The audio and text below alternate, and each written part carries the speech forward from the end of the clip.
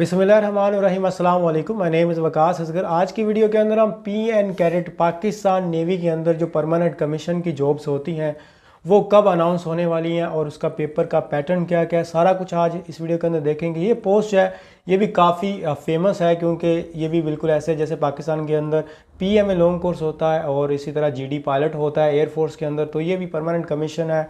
जैसे वहाँ पर सेकंड लेफ्टिनेंट वगैरह होता है, तो यहाँ पर भी काफ़ी अच्छी जो है वो आपके पास पर्क्स एंड प्रिविलेजेस हैं और ये बहुत ही अच्छी पोस्ट है। तो मैं सजेस्ट करूँगा कि जो PMA या एयरफोर्स के अंदर अप्लाई कर रहे हैं वो लाजमी नेवी के अंदर PN कैडेट पे अप्लाई करें।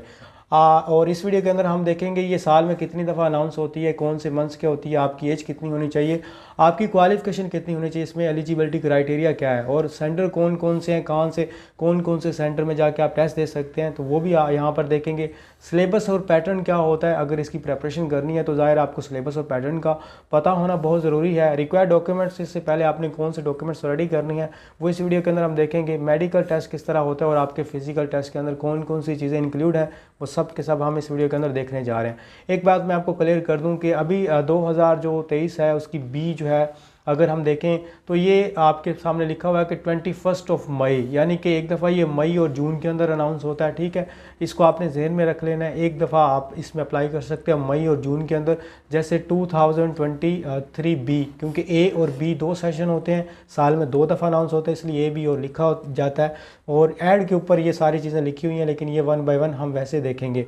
आगे अगर हम बात करें तो 2024 जो है उसका बी अनाउंस हो चुका है, वो हमारे पास अनाउंस हुआ है मई और जून के अंदर। ठीक है, और पहले वाला भी हमारे पास जो है ना वो मई और जून के अंदर बी, और ये वाला बी। अब जो ए है वो अनाउंस होने जा रहा है, तो ए अक्टूबर और नवंबर के अंदर होता है। 2025 का जो ए होगा वो हमारे पास कब होगा, अक्टूबर और नवंबर के अंदर। ठीक है, अब आपको समझ आ गई है कि एक दफ़ा जो होता है हमारे पास अक्टूबर और नवंबर के अंदर ये अनाउंस, और एक दफ़ा ये हमारे पास होता है मई और जून के अंदर। ठीक हो गया, तो इस वाले को जो अभी हमारे पास अनाउंस होने जा रहा है उसको हम कहेंगे 2025 का ए। ठीक है, क्योंकि ये इसकी जो ज्वाइनिंग वगैरह जो बाद में जाके 2025 में ही होती है, क्योंकि सारे टेस्ट क्लियर करते हैं, तो इसलिए हम इसको ए पार्ट यानी कि यहाँ से स्टार्ट होगा पहला अक्टूबर और नवंबर के अंदर, और फिर 2025 के अंदर जो हमारे पास होगा मई और जून के अंदर ये अनाउंस किया जाएगा। तो अभी हमारे पास माशाल्लाह से ये अनाउंस होने वाला है, तो इसकी आप जो ना तैयारी वो स्टार्ट कर दें, क्योंकि इसमें टाइम बहुत कम होता है। PMA की तरह नहीं है 2-2 मंथ मिलते हैं,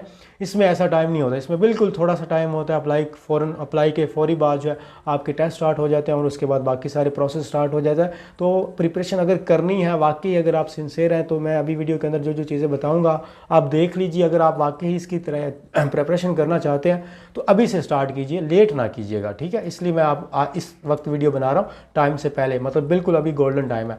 अगर आपने प्रिपरेशन करनी है तो हम रिकॉर्डेड लेक्चर्स भी देते हैं और नोट्स भी देते हैं। ठीक है, इसमें थोड़ी सी प्राइस होती है इसके अंदर। अगर रिकॉर्डेड लेक्चर लेते हैं तो हम वर्बल और नॉन वर्बल के रिकॉर्डेड लेक्चर आपको देंगे और एकेडमिक के नोट्स देंगे। अगर नोट्स अकेले लेने हैं तो आपको तीनों वर्बल, नॉन वर्बल और एकेडमिक के नोट्स मिल जाएंगे PDF की फॉर्म में।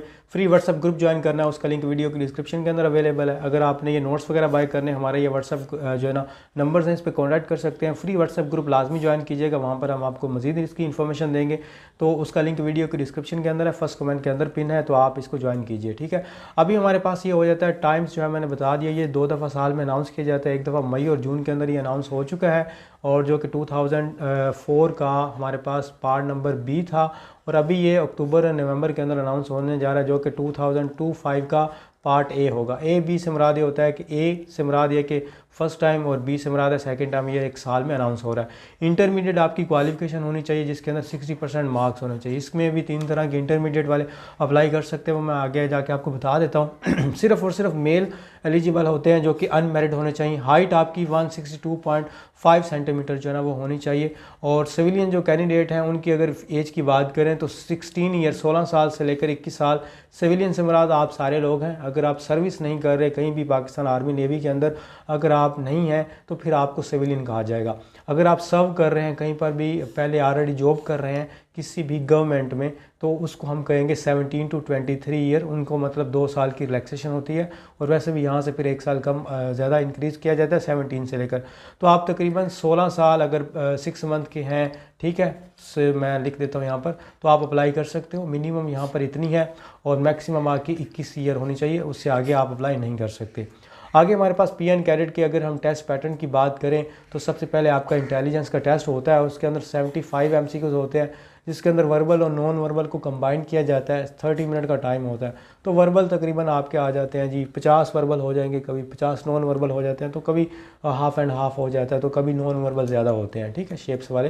एकेडमिक की टेस्ट की बात करें तो उसके अंदर 100 एकेडमिक क्वेश्चन होते हैं और 40 मिनट का टाइम होता है। एकेडमिक के अंदर क्या क्या चीज़ें इंक्लूड होती हैं वो इस वीडियो के अंदर हम देख लेते हैं, लेकिन उससे पहले मैं आपको ये बता दूँ कि इसमें FSC इंजीनियरिंग वाले अप्लाई कर सकते हैं। FSC इंजीनियरिंग वाले अगर अप्लाई करेंगे तो उनको फिज़िक्स, मैथ और केमिस्ट्री का टेस्ट भी देना पड़ेगा, और जो ICS वाले भी अप्लाई कर सकते हैं उनको फिजिक्स, मैथ, कंप्यूटर साइंस का टेस्ट देना पड़ेगा। एकेडमिक की बात कर रहा हूँ, 100 MCQs आएंगे जो कि मैंने अभी आपको बताया एकेडमिक का। अभी हम पीछे 100 MCQs एकेडमिक पढ़े हैं, तो हर एक को अलग अलग होते हैं। जिन्होंने FSC इंजीनियरिंग की होती है तो उनका फिजिक्स, मैथ और केमिस्ट्री शामिल होता है, और नीचे ये वाले भी पार्ट शामिल होते हैं, Islamic study, GK, English, current affair. वैसे लोग इसको अकेला GK कह देते हैं, लेकिन चूँकि मैंने आपको एज अ स्टूडेंट जो है ना वो टीच करना होता है, तो एज अ टीचर मैंने आपको बताना होता है ये चीज़ें, तो ये फिर कंबाइन होता है। इस्लामिक स्टडी भी पार्ट होता है, GK का पार्ट होता है, इंग्लिश होता है और करंट अफेयर होता है। ज़्यादातर वैसे जनरल नॉलेज के क्वेश्चंस होते हैं पाकिस्तान के कॉन्टेक्स्ट के अंदर, ग्लोबल कॉन्टेक्स्ट के अंदर। वो लोग जिन्होंने ICS स्टैट के साथ किया होता है, स्टैटिस्टिक्स, वो हमारे पास फिजिक्स, मैथ और स्टैटिस्टिक्स के अंदर अप्लाई में उनको टेस्ट लिया जाएगा, और उसके अंदर भी GK जो है वो तीनों पार्ट के अंदर इंक्लूड किया जाता है। मतलब आपको एक तो सब्जेक्टिव टाइप होगा, मतलब सब्जेक्ट्स होंगे इंक्लूड, और साथ में GK वगैरह के क्वेश्चंस भी होते हैं, ठीक है, तो तकरीबन इक्वली होते हैं। तो इस तरह आपके 100 MCQs बन जाते हैं। तो आप समझ लें कि 20 MCQs तकरीबन सारों के आएंगे, 20 30 जितने भी वहाँ पर उन्होंने जो है ना वो फिक्स किए होते हैं। तो ये आपका जो है ना एकेडमिक का सिलेबस है। अगर हम डॉक्यूमेंट्स की बात करें तो आपके पास पहले डॉक्यूमेंट्स होने चाहिए जो डिटेल मार्कशीट या सनद, या आप रिज़ल्ट कार्ड कह लें, मैट्रिक और इंटरमीडिएट दोनों का आपका रिज़ल्ट कार्ड जो ओरिजिनल होता है, ओरिजिनल, वो आपने लेके जाना है, और साथ में आपने उसकी 2 फ़ोटो कॉपीज़ करवा लेनी है।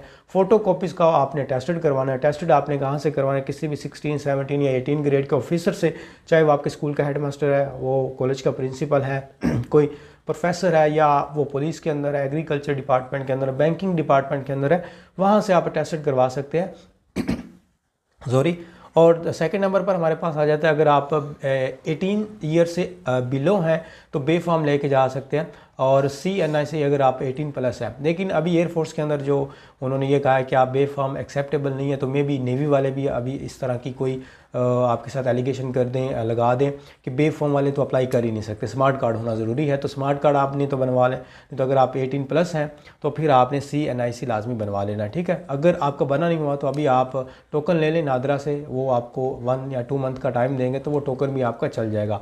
और इसके अंदर कैंडिडेट्स ऑन, मतलब अगर आपने गार्डियन वगैरह का भी ID कार्ड वगैरह लेके जाना है, अगर आप बे फॉर्म लेके जा रहे हैं तो फिर गार्डियन से मुराद होता है आपके पेरेंट्स ही ज़्यादातर होते हैं, या बड़ा भाई वगैरह, अगर वो जो ना रन कर रहा है सारी चीज़ों को, तो फिर आपने वो लेके जाना, ठीक है। लेकिन ये है कि आप अपना ID कार्ड लेके जाइएगा, बस अकेला ID कार्ड, और किसी का कोई चीज़ नहीं लेके जानी। लेकिन अगर आप बे फॉर्म लेके जा रहे हैं तो फिर साथ में आपने अपने पेरेंट्स का भी ID कार्ड लेके जाना होता है, उनकी फ़ोटो कॉपी लेके जाएँ, ओरिजिनल आप भी लेके जाएं तो कोई इशू नहीं है। ये सारी आपको जब मैंने बताया, अपना ID कार्ड या बे फॉर्म अगर आपने लेके जाना है तो ओरिजिनल लेके जाना है, और इसकी 2 फ़ोटोज़ कॉपी करवा लेनी है, और ये फ़ोटो कॉपी आपने टेस्टेड करवानी, जैसे मैंने आपको बताया ऊपर, या 16, 17, 18 ग्रेड से। फिर आपने फ्रेश फ़ोटोज़ लेके जानी है जिसका बैकग्राउंड जो है वो कलर वो ब्लू हो, और उसके अंदर आपने अपनी रोल नंबर स्लिप जो है एक रोल नंबर स्लिप के लिए लेके जानी, यानी कि 4 फ़ोटोज़ लेके जाए, एक रोल नंबर स्लिप पे अटैच होगी, 3 वैसे 3 भी हों तो एक लगा देते हैं, 2 रख लेते हैं। तो ये जो है ना वो कलरफुल होनी चाहिए, ब्लैक एंड वाइट नहीं होनी चाहिए, और ड्यूली अटेस्टेड होनी चाहिए। इसकी फ़ोटो वगैरह फ़ोटोकॉपी इसकी नहीं करवानी। तो जो आपको 3 फ़ोटोज़ मिलेंगी या 4 जो है, उसको फ्रंट और बैक, ड्यूली से मुराद होता है फ्रंट जहाँ पर आपका फेस है उससे भी अटेस्टेड करवा लेनी है, और बैक से जहाँ पर वाइट कलर का होता है, तो आपने दोनों तरफ से अटेस्टेड करवा लेनी है। बाकी जो आपके ये मैट्रिक या ID कार्ड है उसको आपने एक तरफ से अटेस्टेड करवाना है। और बाकी ये बात ये है कि एक्सपायर्ड कार्ड जो है वो आपका एक्सेप्टेबल नहीं है, बल्कि आपका तो एक्सपायर्ड कार्ड होगा ही नहीं। लेकिन अगर आप बे फॉर्म ले रहे हैं, लेके जा रहे हैं, और आपके फादर का या मदर का एक्सपायर्ड हो चुका है, तो फिर वो एक्सेप्टेबल नहीं होगा, तो आप उनको जो है ना रीन्यू करवाना पड़ेगा, तो री इशू करवा सकते हैं आप। तो ये डॉक्यूमेंट्स आपके हो गए, ठीक है, जिसके अंदर आपने सिंपली डोमिसाइल वगैरह की कोई ज़रूरत नहीं होती, ठीक है। और आर्मी के सिलेक्शंस की बात करें तो यहाँ पर ये आप वीडियो पॉज करके इसमें नंबर वगैरह पिक कर सकते हैं। अगर आर्मी सिलेक्शन के अंदर आपने कॉन्टैक्ट करना है तो आप यहाँ पर रब्ता वगैरह कर सकते हैं। और अगर आपने अपने मैप वगैरह से चेक करनी है लोकेशंस, तो आप यहाँ से वीडियो पॉज करके अपनी लोकेशन भी चेक कर लीजिएगा या स्क्रीनशॉट ले लें। एबटाबाद के अंदर सेंटर है डेरा गाजी खान और फैसलाबाद, गवादर, ये सारे सेंटर्स हैं, आप देख लें। और इनके मैंने लोकेशन वगैरह लिखी हुई हैं। कराची, लाहौर, मुल्तान और पेशावर नंबर्स हैं, लोकेशंस हैं। कोयटा, रावलपिंडी, SAB, आबाद, नवाब शाह, सियालकोट, सक्खर और सवात में। और उसके बाद हैदराबाद आ जाता है, मुजफ्फराबाद, आज़ाद जम्मू एंड कश्मीर यहाँ पर लिखा हुआ है, खुजदार, रहीम यार खान और खारियाँ। और उसके बाद हमारा फिज़िकल टेस्ट आपका हो जाता है। जब आप ये सारी चीज़ें क्लियर करते हैं तो रनिंग आपकी 1 माइल होती है, जिसको 1.6 किलोमीटर कहते हैं।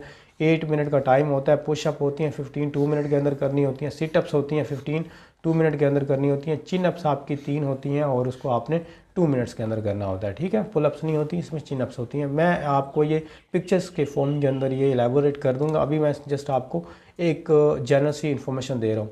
हमारे पास इनिशियल मेडिकल टेस्ट आ जाता है, जिसके अंदर knee knocking, flat feet, carrying angle, teeth, nasal bone वगैरह, नेल डिस्ट्रॉफी, बॉडी एसन ऑपरेट, चेस्ट डिफॉर्मिटी, एक्स्ट्रा फिंगर्स वगैरह चेक किया जाता है। अगर ये एक्स्ट्रा फिंगर होती है फिर रिजेक्ट हो जाते हैं। चेस्ट डिफॉर्मिटी, चेस्ट आपकी कोई डिफॉर्म है, चाहे अंदर की तरफ है, बाहर की तरफ है, या एक तरफ बड़ी है एक तरफ छोटी है, तो वो आपसे ऑपरेशन का कोई बड़ा वगैरह वहाँ पर साइन वगैरह है, कोई इन फ्यूचर इन्फेक्शन है तो रिजेक्ट हो जाता है। बॉडी पे एसेंस के निशान है, पिंपल्स वगैरह इस तरह के बहुत ज़्यादा, तो रिजेक्ट हो जाता है। नेल आपके अगर टूटे वगैरह हुए हैं, ख़राब हुए हैं, येलो कलर के, रिजेक्ट हो जाते हैं। नेज़ल बोन जो आपकी नाक की हड्डी है ऊपर है, टेढ़ी है, तो रिजेक्ट है।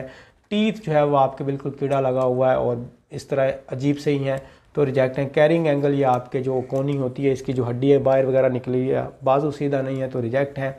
फ्लैट फीट आपका जो फीट है वो अगर उसके अंदर नीचे थोड़ा सा खला नहीं है, पूरा फ्लैट है, तो रिजेक्ट है। नी नोकिंग के अंदर अगर आपके घुटने आपस में जब आप पाँव साथ मिलाते हैं तो अगर नोक करते हैं, टच होते हैं, बचते हैं, तो फिर भी आप रिजेक्ट हैं। ये कुछ चीज़ें थी जो कि मैं इनिशियल स्टेज पे आपको बताना चाह रहा था और मैंने कुछ चीज़ें आपको क्लियर कर दी हैं। बाकी मैं इनको इंशाल्लाह इलेबोरेट करूँगा एक्सप्लेन के साथ। आप हमारे साथ इंगेज रहिए और फ्री व्हाट्सएप ग्रुप जो है वो लाजमी आप ज्वाइन कीजिएगा।